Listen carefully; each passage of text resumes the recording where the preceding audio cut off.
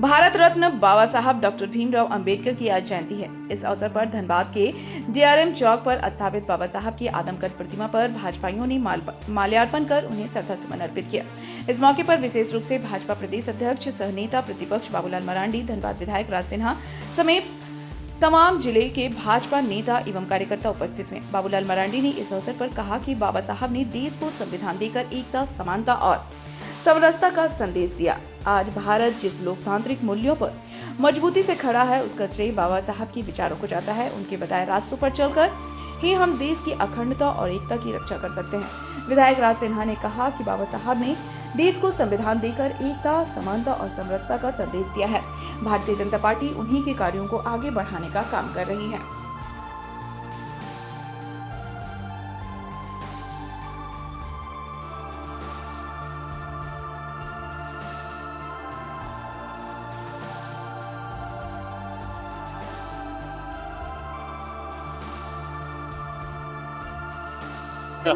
आइए, भैया आइए।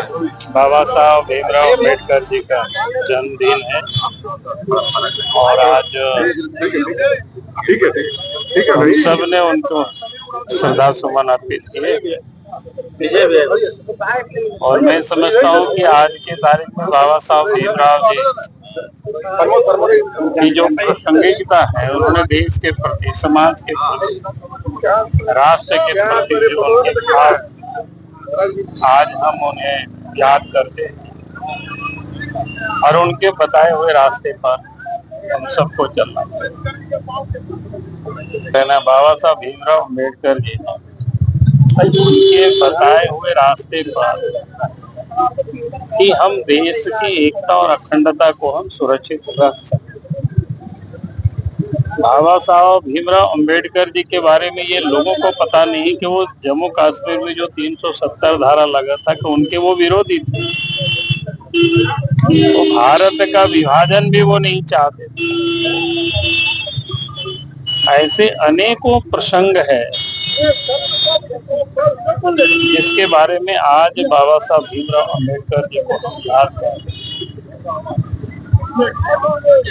आज बाबा साहब भीमराव अम्बेडकर जी की जयंती है और ये महान पुरुष थे। भारत को का जो आज हम जो संविधान को मानते हैं वह उनकी देन थी और दुर्भाग्य यह है कि बाबा साहब को आज तक, आजादी के बाद से आज तक, कुछ लोगों ने बाबा साहब के नाम को भुनाया, लेकिन वास्तव में बाबा साहब के प्रति उनके दिल में कोई आस्था नहीं था, कोई आदर का भाव नहीं था।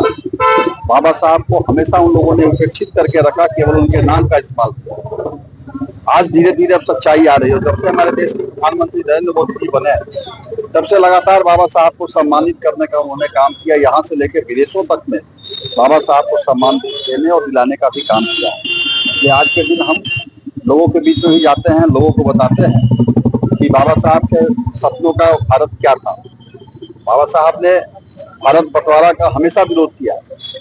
कश्मीर के अंदर धारा 370 लगे, इसका भी वो विरोधी थे और इसीलिए कांग्रेस पार्टी लगातार बाबा साहब को उपेक्षित करती रही, उनको उनके सम्मान में कमी करती रही। यहाँ तक कि पार्लियामेंट हो या दिल्ली में हो, उनके लिए, उनके समाधि के लिए या उनकी स्मृति में चित्र लगाने के लिए पार्लियामेंट में उसका तक जगह नहीं दिया।